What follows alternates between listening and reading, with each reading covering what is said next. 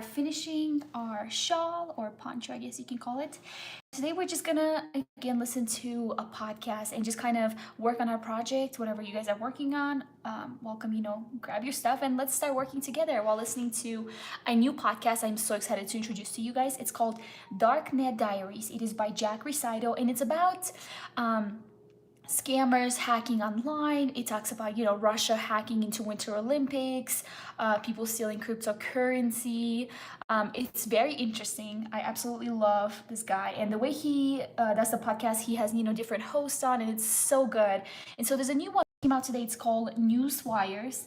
It's investing in the stock market can be very profitable, especially if you can see it into the future. This is a story of how a group of traders are hackers and hackers got together to figure out a way to see into the future and make a lot of money. So it sounds very interesting. So let's hear this. So here it goes. The stock market.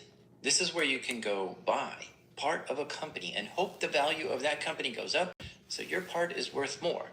But it's a big risk. Predicting the future is hard. Even the most educated and well-researched people who spend their whole life focusing on finance get it wrong a large part of the time. Some think they have it all figured out, though, like Gordon Gekko in the 1987 film Wall Street. Here's a clip from the film. Public's out there throwing darts at a board sport. I don't throw darts at a board. I bet on sure things. Read Sun Tzu, The Art of War. Every battle is won before it's ever fought. Think about it. You're not as smart as I thought you were, buddy boy. You ever wonder why fund managers can't beat the S&P 500? Because they're sheep. And sheep get slaughtered. So what was Gordon Gekko's secret so that his stock bets were a sure thing? Well, he was investing using insider information. Information that wasn't yet available to the public. Knowing what a company is about to do or announce gave him a big edge that made him a lot of money. I love this intro. These are true stories from the dark side of the internet. I am Jack Recido. I'm Jack Recido. This is Darknet Diaries.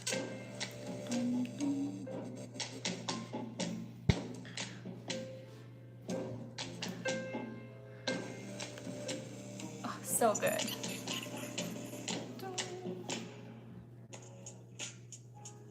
Support for this episode comes from Juniper's hybrid mesh security, driven by security to do is predict the future. Market system, as Gordon Gekko famously said in the film Wall Street. The most valuable commodity I know of is information. Wouldn't you agree? What stock market traders aim to do is predict the future. If they can buy a stock that goes up in value, they will make money, sometimes a lot of money. But that's the hard part, predicting the future. So forecasts of a company's profits, sales, overheads, analyst reports, or market shares, these could all be indicators of what may happen in the future. So they're all very important to traders. And typically a company will put these numbers together, then publish them publicly for everyone to see. But sometimes when a company publishes a report, it makes their stock change wildly. So what if you could see what these internal reports look like before they got published to the public? If you're a stock trader and you've got some privileged inside information that your fellow traders don't have, well, that puts you significantly ahead of the game.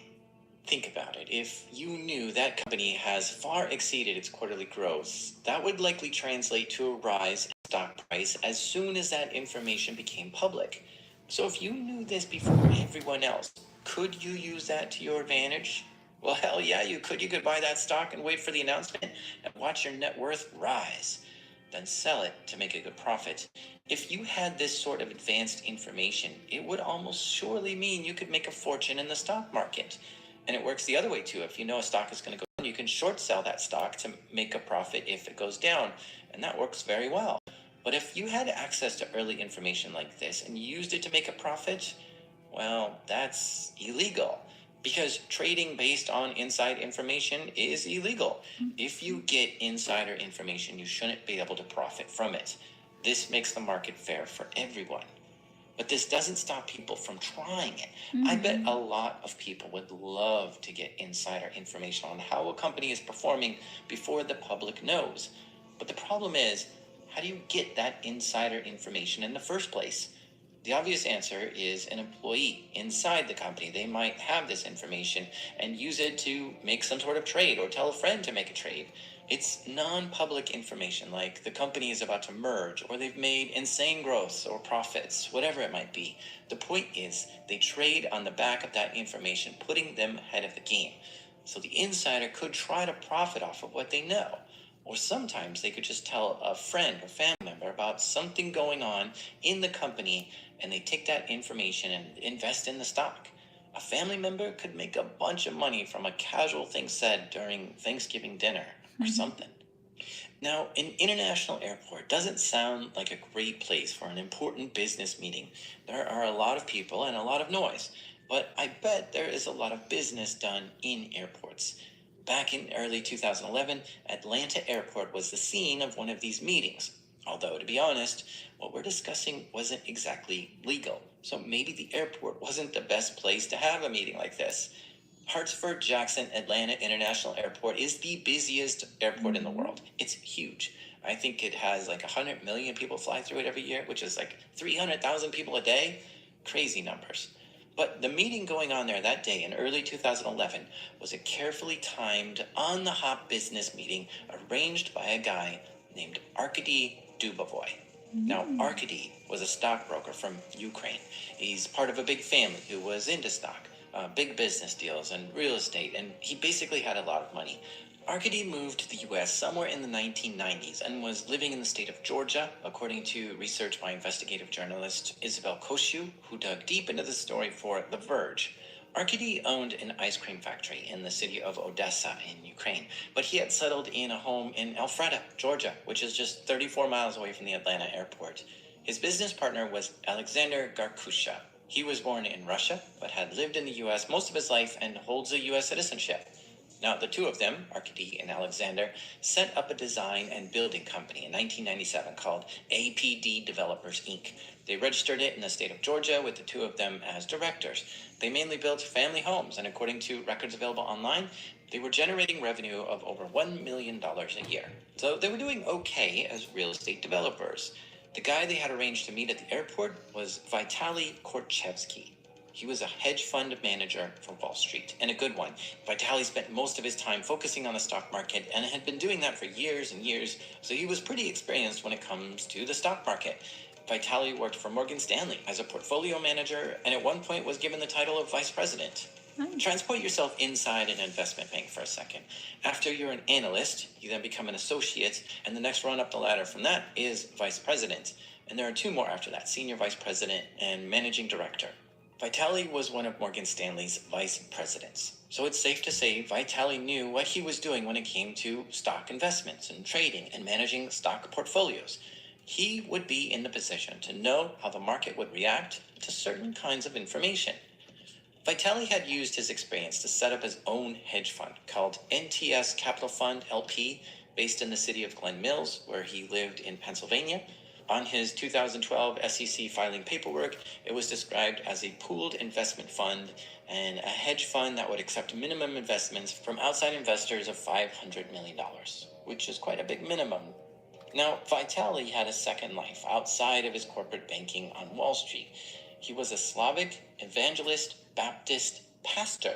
He had his own church in Brookhaven, Pennsylvania, called the Slavic Evangelical Baptist Church. And he had a congregation loyal to his church, and he was the pastor. He was also the chairman of the Associate of the Slavic Baptist Churches USA, and had been since 2003. Vitaly, it seemed, was a busy, multifaceted guy that many looked up to for advice and support, both financially and spiritually. So now you understand more about Arkady, Alexander, and Vitaly, which were the three guys that were meeting in this Atlanta airport. Vitaly was passing through, waiting for a connecting flight, so his time was a little limited. Somewhere in amongst the monster airport, its two huge terminals and 5 concourses, the three of them sat down for a chat. Now, it was Pavel, Arkady's brother back in Ukraine, who actually arranged this meeting. He made the introductions and made it happen. And you can think of Pavel as a kind of middleman in all this. He's going to pop up a lot in this story. So Arkady sits down with Vitaly and says that he has a foolproof way to get his hands on top-level insider financial information on big U.S. companies before anyone else knows about it. He was talking about having access to the kind of information that would enable an experienced stock trader to make big trades on that company's stock for insane profits and pretty much never lose money. It can be done multiple times with multiple different companies, keeping it all under the radar and untrackable. It was an insider trading scheme that he was touting to Vitaly, but it was insider trading with a difference. The insider wasn't a disgruntled employee or a senior executive spilling secrets to make some money on the side. No, Arkady had something far bigger than that. Arkady had a solid, reliable stream of information coming to him, which was insider information on dozens of U.S. companies. He was claiming he had access to their financial reports well before the public could see them. Vitaly was paying attention. He knew exactly what to do with early access to financial reports like this, and he understood that this could mean he could make a lot of money. Here's one more clip from the movie Wall Street. I don't know where you get your information, son, but I don't like it. The main thing about money, Bud, it makes you do things you don't want to do. But how was Arkady able to get all this information ahead of the public? Well, Arkady's secret was hacking. He had a guy who was in his 20s from Ukraine called Ivan Turchnyov. Now, he lived in Kyiv, Ukraine's capital, the largest city, and specifically in a posh area of town. There's an area there called Konchazaspa. It's smart, expensive, and in an area that you'll find top politicians along with some former presidents living. The homes there go on sale between $3 and $5 million, with a river and woodlands on one side, and huge gated properties with tens of acres of land on all sides. I mean, this is an elite area of Ukraine, and this is where Ivan, the hacker of this story, lived, according to The Verge. He seemed to have a lot of cash and liked to show it off. Clocks were his particular favorite, gold clocks to be more exact, and he had scores of them. He also had a standard luxury car and a busy social life and nightlife, and he loved to flaunt his wealth and show it all off. So when you combine Arkady's wealth and business sense with Vitaly's stock market knowledge and Ivan's hacking skills, and all of them aren't afraid to do illegal things to make more money, then you start to get quite a spicy recipe. Now, Ivan, the hacker, had been working with Arkady to try to find something that they could do to make more money. They were both seeing that when a company publishes a financial report, it makes that company's stock swing around. So they wondered if there was a way to get reports ahead of everyone else. And that's when they started looking into the world of newswires. So this is how newswires work. All companies that are trading publicly on the stock exchange are required by the Securities Exchange Commission, the SEC, to publicize their financial statements regularly. These are reports that pop up every few months, and the reports tell investors how the company is performing, what their cash flow is, their revenue, their debts. And they usually include some income statements and cash flow statements and finance and profitability ratios. Boring stuff to most of us, but to the right people, these little bits of information will translate into millions of dollars in profits or losses in the stock market. These companies all need a way of publicizing these reports. I mean, they have to do it by law. They need to tell their investors how they're doing. And they need a way to tell everyone at the same time. No favorites allowed here. Everyone needs to be able to access it at the same time, or else the company can get in trouble for providing insider information.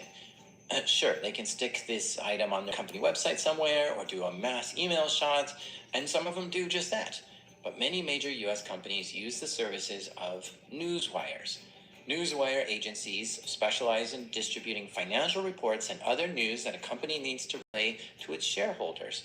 And they have networks in place already that can get a press release out to the world at a push of a button. For companies, this is a quick and convenient way to just make the whole process easier. This kind of financial information for big corporate companies, it's common that they put it together in a press release and send it to a newswire who will then publish it publicly when it's time. And a lot of these reports get published just after the market closes on a particular day because they know this information can then just flow out overnight and hit the stock market floor in the morning. Tried and tested, this is the usual flow of how these things work. Now, the top 3 financial newswire distributors in 2010 were Business Wire, PR Newswire, and MarketWire. These companies have been around for a while too. Business Wire was founded in 1961, and they've got their headquarters in San Francisco. PR Newswire was founded in 1954, and it's headquartered in Chicago. Now, that one was originally run entirely by Herbert Muschel out of his New York City home, and that was before computers and the internet and the ability to send out information electronically. Instead, he used teleprinters to get information out to news outlets in New York. But now we are all digital and networked, so these newswires all compete with each other to try to get the big company's business. It's all very competitive, and it means each of them have to have a good selection of companies as clients. So when they get a press release, they upload it to their servers where it sits under wraps until the agreed upon time and date when it should be released to the public, and then it gets published. It's all very straightforward. But are you seeing the problem yet? Financial reports for major businesses all sent to the same 3 places and staged on a server until it's the right time to publish them? Yeah, I think you know where this is going. In February 2010, Ivan, the hacker in Ukraine, set his sights on MarketWire. He knew somewhere in MarketWire they must be storing these press releases before they're being published publicly, and he wanted to find where they were. He scanned the website looking for a vulnerability and found the website was vulnerable to SQL injection attacks. So this is where when you fill out any kind of text box or form on a website, the data you typed in may get sent to the SQL database, which is where all the information is stored on the website. So like maybe it's a search field, and maybe you're on the site searching for press releases for some company. Okay, so when you hit search, whatever you typed in, that could be sent to the database directly to search it for any hits. I mean, the site has to know that you're looking for something and has to ask the database if that something you're looking for is there, right? But what if instead of typing in some company name to search for, instead you just put in all kinds of funky characters that screws up the search and tells the database to do something else altogether, like just give me everything in the database, not just what I searched for. This is the kind of behavior Ivan was trying to get the MarketWire website to do. Ivan relentlessly attacked MarketWire's website, trying many different inputs to try to get something valuable back from the database that he could use. He spent months on this, submitting hundreds and hundreds of form fields, all trying to do SQL injection. Over time, he got it working. And I'm not exactly sure what steps he took here, but over the course of 5 months and 390 SQL injections later, he found a way into where the unreleased press releases were stored, and he scooped up 900 of them. Then in July 2010, he added PR Newswire to his target list. This website used the PHP language to render the page, and he was able to exploit this PHP code that was on the website to gain access to their servers and went to look around. He left a PHP script there that would give him backdoor access to this place so he could just go back in whenever he pleased and look around in PR Newswire's network. And of course, as he looked around there, he found exactly where the unreleased press releases were stored in this network. Ivan knew of the other news agency too, Business Wire. Of course, he wanted to find a way into this one too, but he was having a hard time with it. We do know that Business Wire employees received a rash of phishing emails during this time. Maybe that was Ivan trying to trick an employee to install some malware or steal their credentials. It does seem like Ivan eventually got a user database to the site somehow, which gave him usernames and hashed passwords. And from there, he had to run the hashes through a cracking tool to try to get the password. And eventually, he was able to brute force his way into Business Wire this way. And once inside, he started grabbing dozens of non-public press releases. So Ivan had successfully broken into all 3 of the leading newswire agencies and siphoned off copies of press releases before they were published publicly. He then sent them directly to Arkady and Alexander, and he's just emailing them over bulk attachments, like 70, 80, 90 press releases at a time. And bear in mind, this all had to be done in a very short time frame. The press releases were often uploaded to these newswires just a few hours before they were due to go public. So in that time window is when this scheme had to work.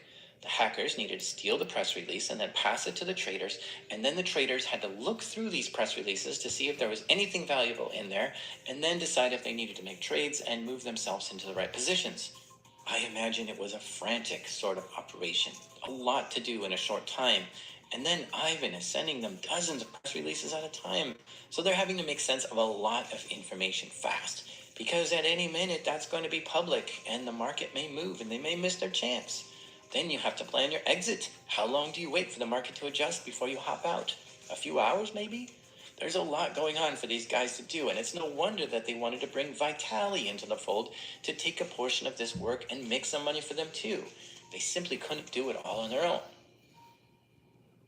Ivan, the hacker, was feeling this process was getting tedious. Having to go in, grab press releases, download them, and email them to the other guys, that's a lot of steps that he was doing over and over and over throughout the day.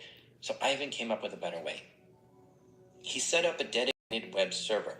Every time he accessed the new press releases and grabbed them, he'd upload them to his server, and he had it locked down with a username and password. And he gave these credentials to the traders who were involved in the scheme. Now, the traders could log in and just pick off the press releases that they liked the best, and it made the process a little bit more automated and easier for the traders to parse the information, and easier for Ivan too. These traders weren't necessarily computer savvy with this sort of thing, so Ivan had to make a little how-to video demo that showed them how to access the press releases on the server. And Pavel, which is Arkady's brother, was who took the video and shared it with the traders. And he also used this video as a way to persuade other traders to join the fold.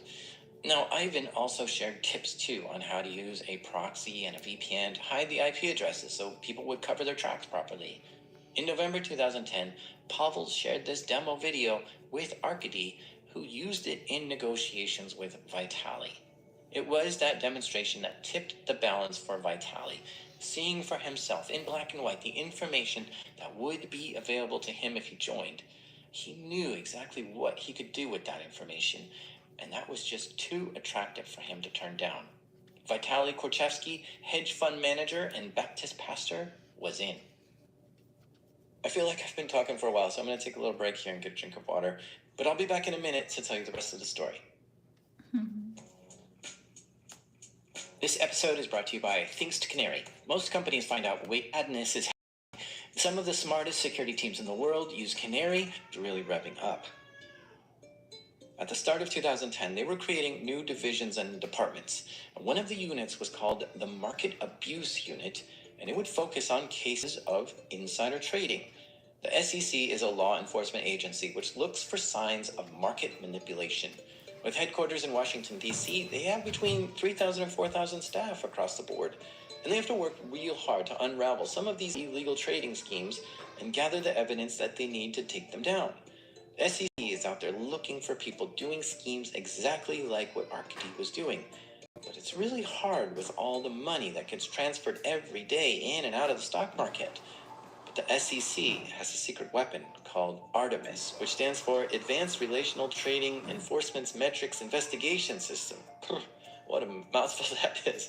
So this is like an enormous database system that holds trade records from across the sector, and it uses mathematical algorithms and advanced analytics to analyze and rank the trades depending on what the SEC is looking for.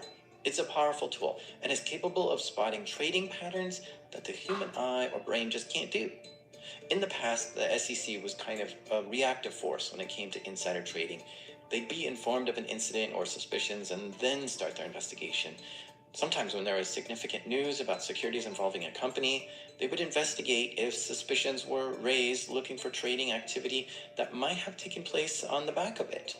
But while criminals are using technology to hack into places in order to do insider trading, the SEC is also using advanced technology to try to detect those trades. Their tools give them the ability to parse and examine every single trade, try to find indicators of suspicious behavior. And their tool was seeing something suspicious with these trades. In January 2011, Ivan lost his backdoor access into PR Newswire. The Newswire didn't know they had been hacked into. No. They just changed their infrastructure. And in that process, they removed the system where his backdoor was implanted on, so access denied for him. It was going to take him a while to find another way in, but in the meantime, he was just focusing on stealing press releases from MarketWire instead, ensuring the steady flow of releases still got to traders. Because if the traders didn't get the information, he wasn't going to get paid. Ivan gave the traders his bank account details, which were accounts in Estonia and Macau, and this is where he wanted his cut of the profits paid into. Now, as far as I can work out, Ivan was raking in somewhere between 40 and 50% of the profits from the trades made using the information in the press releases he stole, which I guess is fair. Without this insider information that he's producing, the traders would have nothing to work with. So his role was crucial in this whole scheme. By July, he got back inside PR Newswire, and again, he installed some code on their servers so he could just hop back in whenever he needed. Great. But that was also the month that this group started to inadvertently leave breadcrumbs behind them. Crumbs that would eventually be noticed and followed. At some point, one of these brokerage accounts they used to trade with became on the US authorities' watch list. My guess is that it was the SEC that identified a trading account looked suspicious and to keep an eye on it. Well, for some reason, it was Ivan, the hacker, that logged into that brokerage account to check on things. Investigators took note of his IP address for later, and it was later that they saw this same IP log into MarketWire and PR Newswire to download press releases. This would prove to be a crucial link that would connect the hacker with the traders.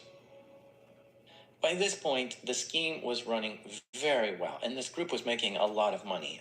Take the Dendrion Corp stock, for an example. So this is a big biotech and pharmaceutical company based out of Seattle, and on August 3rd, 2011, PR Newswire uploaded a press release for Dendrion onto their server at 3:34 p.m. At 4:01 p.m., less than a half hour later, and 1 minute after the stock market shut down for the day, the press release was made public as Dendrion wanted. But 4 minutes before it went public, at 3:56, Pastor Vitali suddenly purchased 1,100 put options of Dendrion Corp.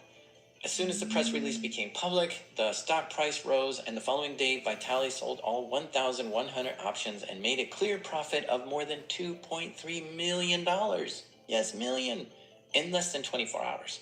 Across this period, there were more than 4 direct contacts between Vitali and Arcady, which lends us to believe that these trades were conducted using insider information. In the middle of October, they were at it again. This time, the target company was Caterpillar Inc. You know this company. They're massive. They make construction and mining equipment, big turbine engines, and natural gas engines, and they've been doing it for almost 100 years. And they make boots, too. So Caterpillar used PR Newswire when they had a press release ready to go out to the public. They'd send it along with the date and time for it to be released, and PR Newswire would upload it onto the server so it was all ready to go. And that's exactly what they did on October 21st, 2011. The release said that the company's profit after tax for its third quarter was up 27% compared to 2010. That's great news for the company and its investors, and it was supposed to go public 3 days after it was uploaded. But not long after it was uploaded, the traders began to pounce. Suddenly, shares of Caterpillar were bought in multiple brokerage accounts worth $5.9 million. That was about 3,800 shares in the company. And if you dig a little deeper, you find that they purchased them through EDGX using a brokerage account registered to Arcady. When the press release went public on October 24th as planned, the price of the stock in Caterpillar Inc. shot up, exactly as the traders thought it would. On that very same date, the traders sold their shares and made a profit of more than $648,000. The group didn't stop there. On January 25th, 2012, Caterpillar gave another press release to Newswire, and this one said the company's profits were up 36% from the year before. And just like what happened 3 months earlier, after this press release was uploaded to PR Newswire, the traders appeared and began to move Caterpillar stock. This time they purchased around 600 shares, which was about $8.3 million, and the brokerage account they used was an account that was registered to Arcady. While all this was going on, away from prying eyes, there was some serious unrest going on in the front of house of these newswires. In the very same month that Arcady was making these insider trades on Caterpillar for millions of dollars, MarketWired filed a $25 million lawsuit against PR Newswire. They were blaming their rival for poaching their staff. The concern was that they were trying to get their hands on confidential information and trade secrets from inside the company. A senior staff member at MarketWire, their chief technology officer, had left and started working for PR Newswire, and a couple of the staff followed and joined him. So everything was not rosy between these two newswires. But while they were battling it out in court, they didn't know at the very same time Ivan was rummaging around in their servers, stealing extremely sensitive information. Forget about staff breaching confidentiality. They should have been focusing on securing their networks better. I don't think anything actually came of this lawsuit, and the two companies just ended up being disgruntled at each other. It was just a weird time for them to be focused on this, which might be a reason why they didn't spot intruders lurking about in their servers. So this scheme was becoming a pretty well-oiled machine of securities fraud. Two distinct skill sets coming together to make millions of dollars, hack into companies and steal press releases, and then make trades based on that information. With each new press release, it was a potential big payday for them. And with so many press releases, it was just rinse and repeat and reap the rewards. Ivan didn't know who Arcady was hiring to do the trades. At least I don't think he knew. And I'm fairly certain the traders didn't know who the hackers were either. And there was this layer in between. Middlemen, if you will, there to act as a messenger and go-between. Like Pavel, which is Arcady's brother. They were the firebreak that stopped prying eyes or investigative hands from finding direct links between the hacker group and the trading group. At least they were supposed to be.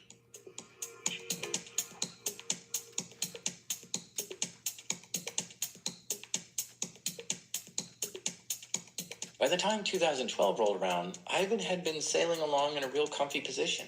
Now, Ivan is a bit flashy with his gold clocks, nice cars, and big house, as I mentioned before.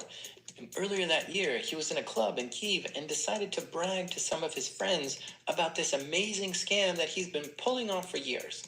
But this was a mistake. Don't get drunk and tell people about your very profitable hacking scheme. One of these friends of his was Alexander Yermenko. He was in his 20s, similar age to Ivan, and they worked together in the past. So Oleg thinks this gig sounded pretty cool and wanted to get in. But instead of asking nicely to be let in, he decided to double-cross Ivan. Or maybe he asked Ivan nicely, but Ivan said no, I don't know.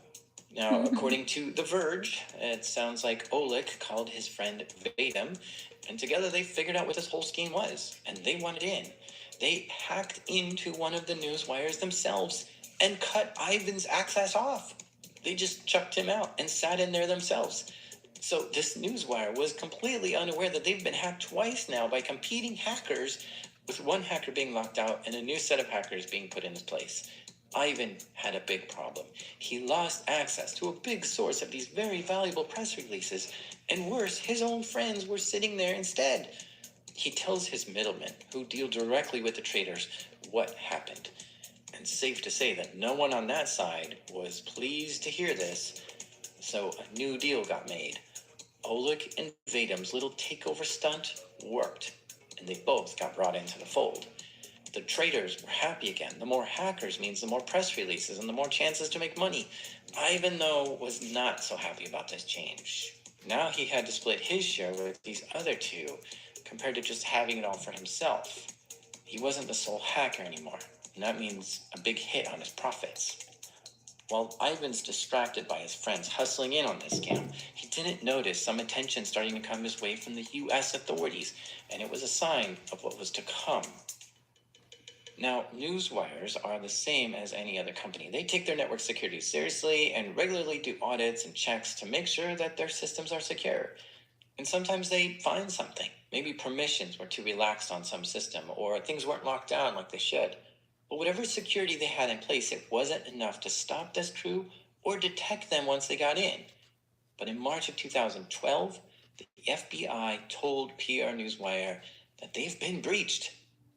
And this is how they first heard their systems were compromised. The FBI somehow saw this was happening before PR Newswire even knew it was going on. According to The Verge, PR Newswire then called in a security firm called Strauss Friedberg to investigate what was going on in their networks. And during that examination, they found Ivan's back door. and they saw how he was stealing press releases. The tech guys obviously removed it and cut Ivan's access off, and after some panicked emails to Ivan's middlemen, it was Oleg who managed to get code back into the systems and restore their access into PR Newswire so they could continue. But unbeknownst to them, the authorities were now on to Ivan, and they had him firmly in their sights. Working in tandem with the US, Ukrainian intelligence services put surveillance on Ivan. What triggered them initially to find him exactly, I don't know. But by watching Ivan, they found out pretty quick who his friends were. And 8 months later, with the help of the FBI and the US Secret Service, 9 properties in Kyiv were raided. Both Ivan and Oleg's laptops were seized in the raids. And these were the laptops the 2 hackers were using to access the Newswire systems. There were hundreds of stolen press releases on them and reams of online chat logs, which gave the feds clear insight into the whole operation. A big success, you would think.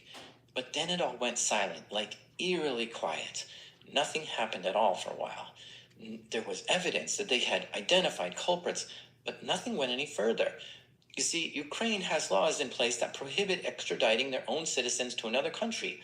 Under the Constitution of Ukraine, citizens are guaranteed care and protection.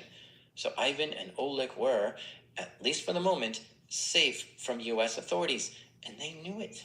So they did what all money-hungry hackers do. They carry on with the scheme.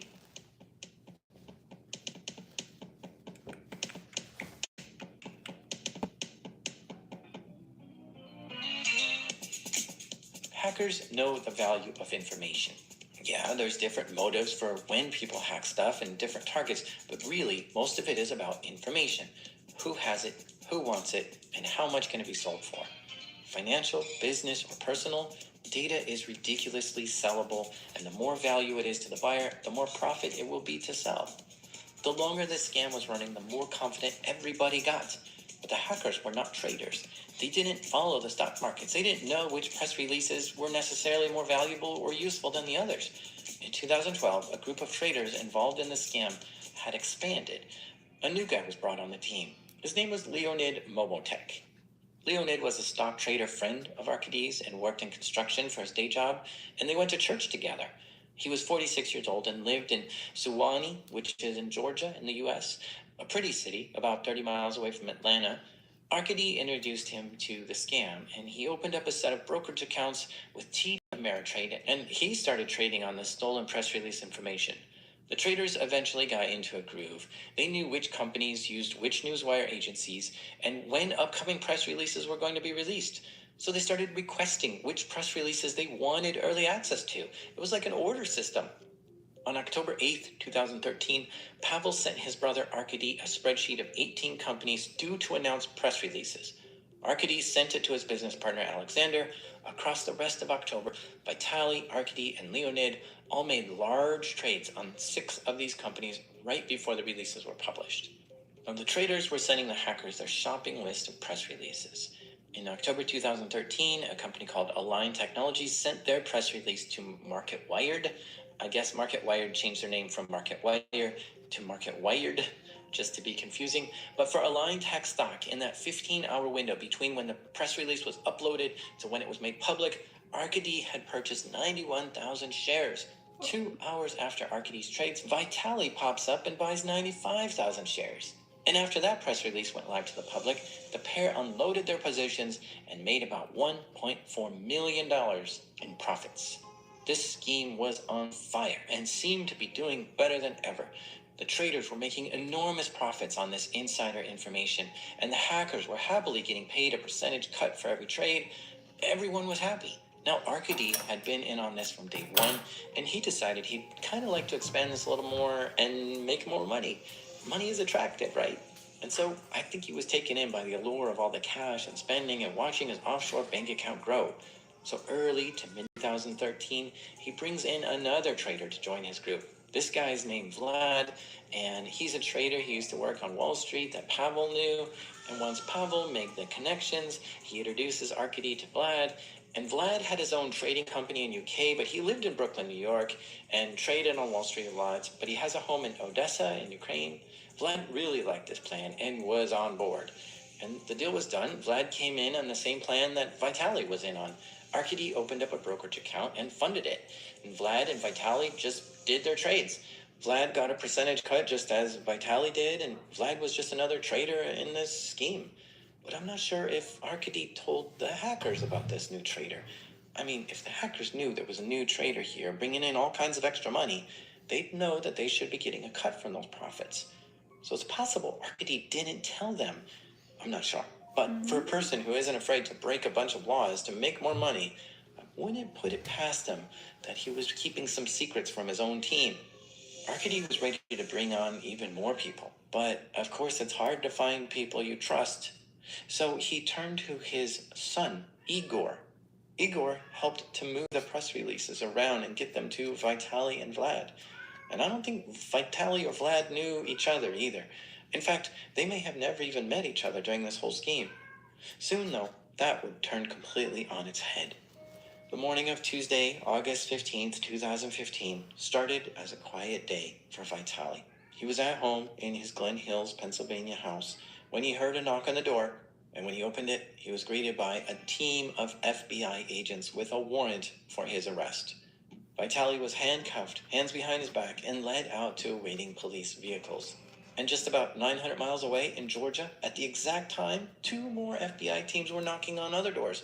Arkady and his son were arrested, and in the same morning, Alexander and Leonid were also arrested in their homes that morning. Vadim, one of the hackers, had already been arrested on completely separate charges of credit card fraud. Vadim was picked up while he was on holiday in Mexico like a year earlier, and he had been handed straight over to the U.S. authorities when he got arrested. Within hours, New Jersey U.S. Attorney Paul Fishman was leading a press conference explaining the day's events. Here's a clip from that. This morning, we're here to announce criminal and civil charges in a broad-ranging, cutting-edge international scheme at the intersection of hacking and securities fraud. For more than 5 years, hackers largely operating in Ukraine repeatedly penetrated the networks and servers of MarketWired, PR Newswire, and BusinessWire over that 5-year period, using a variety of hacking techniques and tactics, including brute force attacks, SQL injection attacks, and phishing. Those hackers stole well over 100,000 confidential news releases before they were distributed. 2 indictments, charging a total of 9 individuals. We allege that the conspirators stole more than 100,000 news releases, traded ahead of more than 800 releases, and made more than $30 million. In addition, the SEC has filed a civil complaint charging those individuals and a host of others with similar trading conduct. We also collectively, among all of us, have seized 17 bank and brokerage accounts so far, which we believe contain more than $6.5 million. We've also collectively seized 15 properties, including a houseboat, a shopping center, and an apartment complex. The New Jersey indictment charged Vitaly, Vlad, Alexander, and Leonid with 5 charges of conspiracy to commit wire fraud, securities fraud, and money laundering conspiracy. The New York indictment charged Arkady with 23 more charges of wire and securities fraud, aggravated identity theft, and money laundering. Not only did they charge Arkady with all that, but they also charged his son Igor and his brother Pavel with more charges. And Ivan and Oleg, the hackers involved, also were charged with the same 23 charges. Along with the criminal charges in the 2 indictments, the SEC also filed a civil complaint against Arkady, Pavel, and Igor Dubovoy, Ivan and Oleg, Vlad and Vitaly, and Leonid and Alexander. And that complaint also charged another 23 individuals and companies who had been trading on this stolen information. It sounds like those in on the scheme couldn't keep quiet and were telling others to do some trades too. Mary Jo White, the SEC chair, explained more at the press conference. While the SEC has uncovered and successfully litigated hacking and trading schemes in the past, today's international case is unprecedented in terms of the scope of the hacking at issue, the number of traders involved, the number of securities unlawfully traded, and the amount of the profits generated. A total of 7 people were arrested that were involved with this scheme, and pretty quickly people started admitting to guilty pleas. Alexander, Arkady, his son Igor, and Leonid all pled guilty, but Vitaly and Vlad both stuck with saying they weren't guilty. These 2 traders were trying to say that they had no idea the information they got was stolen or insider information, which means they brought this whole case to trial, which is great news for me because as a journalist, I can now see all the information in this case, the evidence, the testimony. It all went into the public domain over this 4-week trial. Vitali had almost 80 members of his church congregation support him during his first court hearing. They couldn't believe their pastor could be involved in something as shady and dishonest as this. But this was no match for the SEC, Secret Service, and FBI on the prosecution side. They came with piles of evidence showing exactly what Vitali traded and when and how they tied him to Arkady. Prosecutors claim that Vitali made over $15 million from insider trading he conducted. They even had logs and evidence collected from the raids in Ukraine off of Ivan and Oleg's laptops, and they showed how the group changed IP addresses, used VPNs, multiple computers, burner phones, and offshore accounts to conduct this scheme. It was pretty clear